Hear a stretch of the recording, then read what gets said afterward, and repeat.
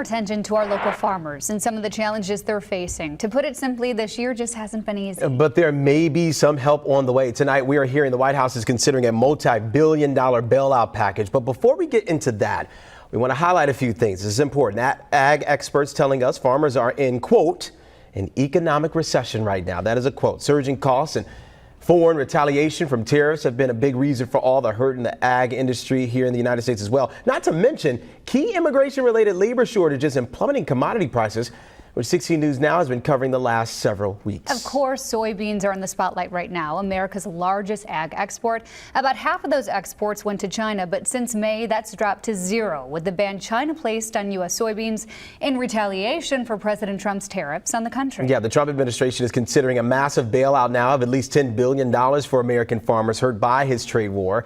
Details of which to be announced, by the way, as soon as early as this week. We'll keep you posted. Meanwhile, I talked with an ag expert earlier today on the state of the industry right now and how farmers out there, so many of you, are feeling about that bailout for an issue they didn't even cause.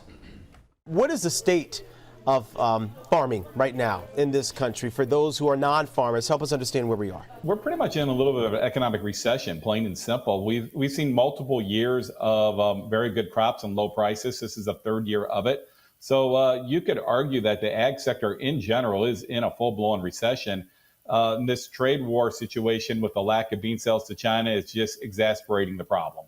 There are some farmers who are like, look, there's this talk of a bailout happening this week that could potentially help farmers, including right here in Michiana. But farmers are like, hey, this is unfair. Why do we have to have a bailout for something that we didn't create? Can you comment on that a little bit? Well, it's a situation right now that it does look like we're going to get an economic bailout. The fact of the matter is that if President Trump and President Xi even do get together, his comments late last week suggests that's at least 4 weeks away. That'd be by the end of bean harvest there in Michiana. That, I would guess the vast majority of your beans will be harvested by the end of the week. So, we're in an economic situation where the producers, plain and simple, are just a kind of an economic crisis. What this is going to be, if we do get this economic stimulus or bailout, however you want to phrase it, will essentially just tide the problem. We'll just kind of patch over the problem temporarily, but it's still a situation. Without these markets, we're going to be struggling to be profitable in the bean market.